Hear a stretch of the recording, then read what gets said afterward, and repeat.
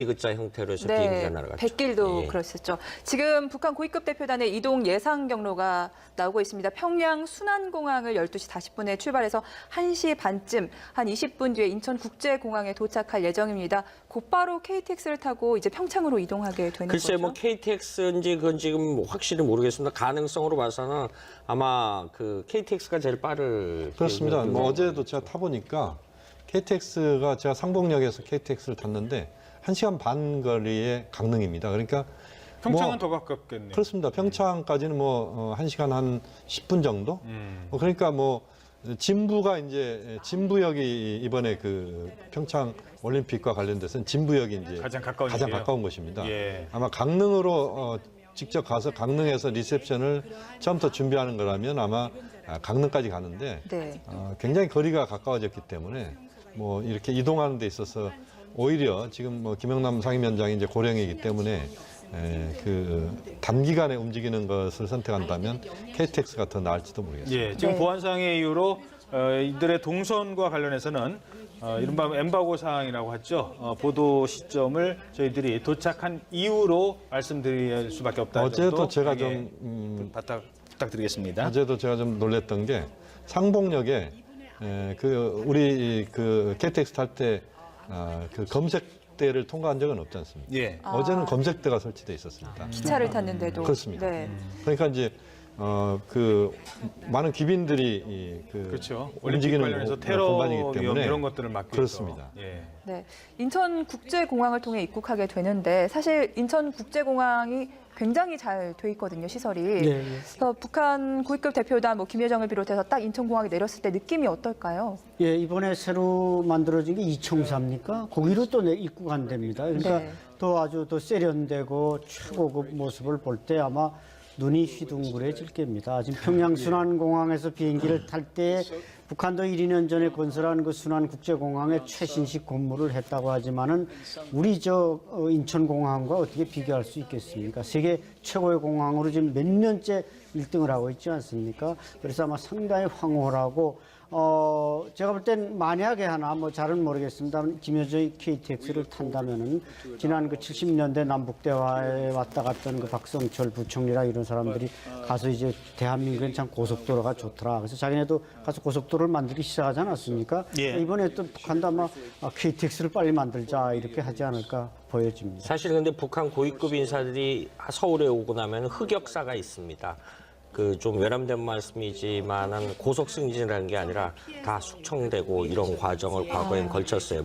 그거를 지금의 빗대에서 말할 수는 없겠지만은 과거에 그 김대중 정부 시절에 그 경제계획위원장인 박남기인가요? 와서 삼성전자들을 보고 눈이 이 동대문 두타 야간 오시장을 했는데 눈이 두 개였던 게 상당히 참 불행하다. 더 보고 싶은데 사실 북에 돌아가서 그런 발언을 했는지 또 하다가 예, 그러다가 결국은 숙청당하는 그런 걸 했는데 사실은 지금 저거보다도 저는 그 20대 초반의 응원단 예술단 단원들이 사실 받는 문화적 충격이 굉장히 심할 겁니다. 말은 못하지만. 그래서 그런 일련의 일두위에서 북측이 만경봉호를 숙소로 하고 인제 스피디엄, 인제읍에서 굉장히 기린 쪽으로 해서 산 속에 있는 시설물이거든요. 이런 데서 그리고 충북 진천 우리 선수촌에도 북측 아이스하키 선수들이 별도로 숙소를 하면서 TV 같은 걸 연결시키지 말아달라라고 북측 관계자들이 요청을 했다라는 거거든요. 이른바 자본주의 오염되는 거를 굉장히 역설적으로 두려워하고 있다라는 측면도 되죠. 그렇군요. 자, 그런 것 때문에일까요? 이번에도 선수단에는 그 이른바 스포츠 마사지를 한다는 사람 또는 비디오 분석을 한다는 사람 이런 역할을 하는 사람들이 사실은 이제 정보 당국에서 같이 이제 동행을 하고 그런 모습도 볼 수 있었습니다. 심지어 그저께도 저희들 같이 방송 중에도 전해드렸습니다만 체육상이 인터뷰를 하는데도 옆에 와서 어떤 내용인지 듣고 가는 사람이 있지 않았습니까? 보장성원들이라고 이제 우리가 흔히 이야기하는데요. 어느 나라든지 그런 보안 요원들이 같이 동행을 하게 됩니다. 올림픽이나 이런 특별한 어떤 스포츠 경기 같은 경우, 왜냐하면 이제 테러 위험이랄지 또는 여러 가지 이유가 있기 때문에 이제 남북관계 좀 특수한 측면인데요. 남관계에서 보면 과거에도 이런 체육 교류를 하거나 이럴 때 북측에 이제 보장성원이라고 하는 사람들은 대체로 북한의 이제 정보 당국 사람도 있고 또 실제 그런 안전을 그런 대비하는 부분에 있어서 역할을 하는 사람도 있고 우리가 북한에 가는 경우에도 역시 마찬가지였습니다. 예. 그러니까 남북이 서로 그런 부분들은 서로 그 불문율로. 네. 근데 이번에는 이제 그런 500여 과정이었습니다. 명이란 말이에요. 선수단, 응원단, 예술단 그런 일은 없어야 되겠죠. 예. 제가 이제 남북교류 취재 경험이 좀 몇 차례 있었는데요. 재미난 현상이 하나가 그 몇 년 지나서 보면 그 전에는 조선중앙TV 기자였는데 그 다음에 올 때는 국가안전보위부 사실 보위부거든요. 사실은 네네. 뭐 북한에 이번 기자들이 22명이라는데 북한 매체상 기자가 22명까지는 사실 필요가 없습니다. 다 관영으로 예, 운영되기 그러니까 때문에. 좀 네. 지나간 얘기니까 한 말씀만 더 드리면 이 6.15 공동선언 때 김대중 전 대통령께서 평양을 갔을 때 우리 측 주체로 그 만찬을 한 적이 있습니다. 김정일 위원장이. 근데 그 뒤에 서 있던 웨이터가 나중에 우리 측 그 기관원으로 이제 예. 그런 일도 있었죠. 그러면은 그 보장 성원들, 지원 인력들 우리로 치면은 국정원 요원들이라고 보면 될까요? 국가안전보위부 소속이 꽤 있을 거라고 보는 거죠. 예, 알겠습니다.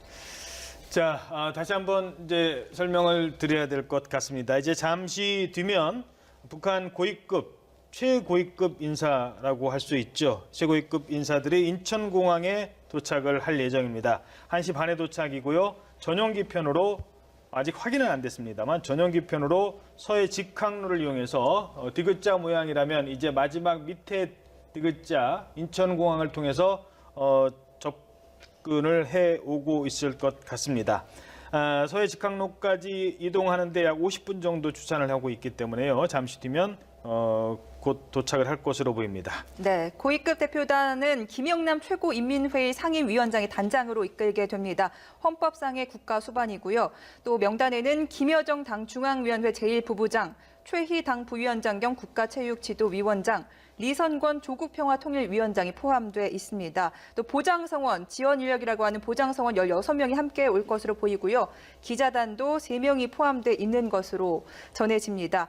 9일에서 11일 동안 2박 3일을 머무게 되는데요. 광폭 행보를 펼칠 것으로 예상되고 있습니다. 자, 그리고 여기에 관련해서 우리 정부에서도 조명균 통일부 장관이 영접을 하고요.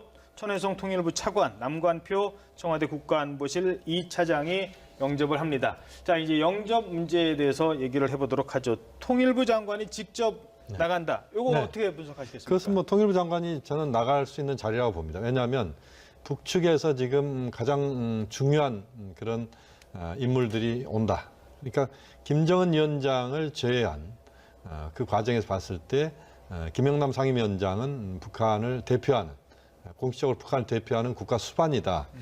또 김여정 제1부부장 같은 경우는 김정은 위원장의 최측근으로서 가장 영향력 있는 인물이다 이렇게 보시면 될 것 같습니다. 그러니까 네. 김정은 위원장에게 모든 것들을 직언할 수 있고 가장 가까이에서 모든 것들을 같이 공유할 수 있는 인물이다. 이런 점에서 김여정 부부장에 대한 우리의 지금 관심이 집중되고 있다 이렇게 봐야 될 것 같은데 그런 인물들이 오는 데 있어서 과거에도 보면은 우리도 외국에서 대통령급이 왔을 때는 그렇죠. 장관급이 영접을 나가거나 심지어 그렇죠. 과거에 70년대 미국 대통령이 오면 직접 대한민국 대통령이 나갔었습니다. 그렇게 본다면 통일부 장관이 나가는 것에 대해서는 특별하게 우리가 문제는 없다라고 그 조명균 장관과 리선권 조평통위원장은 이번이 처음이 아니잖아요. 이 만남, 이 모든 행사의 시작점이 그 둘에 의해서 시작됐죠. 네, 1월 9일이었죠. 지난달 1월 9일 날 남북 그 고위 당국자 회담. 그리고 두 사람이 다 과거에 그 뭐 남북 경험이 많은데 실제 그 당국 대표로서 만나는 거는 처음이었다. 그런데 이제 최근에 이제 이성건 조평통 과거에 아태평화위원장 부위원장 시절에 그 남북 군사 실무회담이라다 군사회담에 관계했던 한 예비역 장성의 말에 따르면은 굉장히 그 적극적인 인물이다. 그리고 손이 굉장히 크다라고 합니다. 이렇게 악수를 하는데 기싸움 차원에서 딱 잡으면서 손을 꽉 잡는데요? 잡는 그래서 오, 굉장히 예. 근데 힘들었다. 사실은 그래서 더 대한민국 군을 대표해서 나가는데 아프다는 소리도 못하고 힘들었다 뭐 이렇게 했는데 손이 덩치가 크지 않습니까? 예. 손이 굉장히 크다랍니다. 그런데 그 또 옆에 이제 최희라는 인물은 사실 우리로 말하면 대한체육회장이다 이렇게 봐도 무방할 것 같아요. 그러니까 자, 이 체육 행사지 않습니까? 올림픽은 총괄하고 이번에 골고루 그런 포지셔닝을 쉽게 말해 외형적으로는 역할 분담을 골고루 나눠서 맡고 내려온다 이렇게 볼 수 있는 거죠. 우리가 이제 조명균 장관과 지금 이제 천혜성 차관을 이야기를 한번 해야 될 것 같은데 예. 조명균 장관은 아마 현직에 있는 지금 그 통일부 내에서 모든 그 하급 공무원들까지 포함해가지고 북한 사람들과 가장 많이 만난 인물이 조명균 장관이다. 그러니까 김대중 대통령 시절부터 해가지고 노무현 대통령 그 시절에 남관계 차원에서의 모든 주요 회담에 다 참석했다 이렇게 보시면 됩니다. 예. 1차, 2차 정상회담 때도 중요한 역할을 했고 네. 그래서 게다가 오늘 김여정까지. 그렇습니다. 남관계에서는 뭐 최고의 어떤 그런 전문가다 이렇게 보셔야 될 것 같고 천혜성 차관도 역시 마찬가지입니다. 그렇죠. 실무적으로 남관계에서 회담들 다 조율했고 그래서 이번에 고위급 회담 그다음에 이번에 고위급 회담을 또 실질화시키는 실무회담 이 대표로 조명균, 천혜성 이 두 분이 이제 역할을 했다 이렇게 본다면 결자해지라고 봅니다. 두 사람이 그런 역할을 했기 때문에 나가서 직접 영접하고 또 북측의 주요 인사들을 또 실질적으로 한국에서 또 많은 부분 또 경험을 하게 하고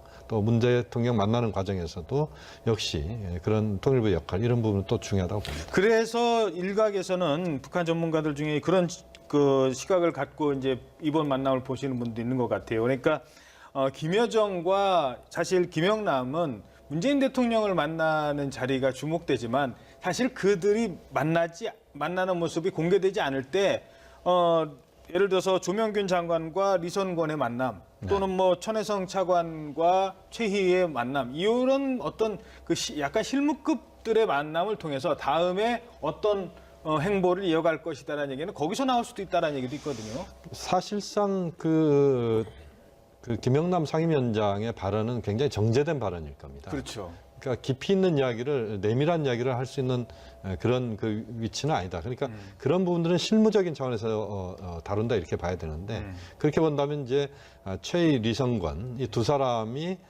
지금 뭐 외부로는 지금 화려하게 등장하지는 않고 있지만 사실상 그들과의 예를 들면 이제 조명균 장관이나 천혜성 차관 또 우리 쪽에서의 외교안보 통일 당국자들 이들 간의 어떤 그런 만남이 만약 이루어진다면 여기서 예를 들면 우리의 답방단 문제랄지 네. 또는 특사 파견 문제랄지 뭐 지금 뭐 이야기를 하기는 좀 어렵습니다만 나중에 이제 남북 정상회담도 나중에 아마 이제 그렇죠. 언급이 될 수 있을 것 같은데 이들 사이의 그렇습니다. 대화 수준이라는 거죠. 예를 들어서 친서 갖고 왔습니까를 김여정한테 뭐 천혜성이나 저기 조명균 장관이나 천혜성 차관이 물어볼 수는 없잖아요. 근데 차관급에서 리선권 위원장한테 물어볼 수 있는 건 아니겠습니까? 그렇죠. 이번에 올 때 뭐 편지도 갖고 오셨습니까? 이 정도는 할 수 있는 거죠. 우리가 그 물밑 접촉이라는 표현을 국내 정치할 때 많이 쓰는데 그 박지원 대표가 6.15 정상회담 때 평양에 갔을 때 그 기자들한테 나중에 후일담을 해준 거 보면 밤에 이렇게 숙소에 있으면 밤에 어디 가자라고 몇 차례 그랬답니다. 그래서 예. 이게 당신이 굉장히 놀랐던 거는 밤에 가자 그랬는데 깜깜한 평양 시내 어디를 지내서 갔는데 예. 굉장히 사실은 당황을 했었기 때문에 어디를 갔는데 그렇겠죠. 그 라이트도 다 끄고 해서 어느 장소를 갔는데 그때 YTN 카메라 기자도 같은 방식으로 갔는데 거길 가니까 그 방에 김정일 위원장이 있더라. 뭐 이런 식으로 해서 그때 6.15 정상회담 초안 작성하고. 근데 우리는 그렇게까지는 안 하겠지만 사실은 지금 말씀하셨던 그러니까 이 외교안보 특수상, 남북관계 특수상, 언론에 다 공개를 할 수도 없는 이런 부분에 대해서 이른바 물밑 만남을 많이 할 거라고 봅니다.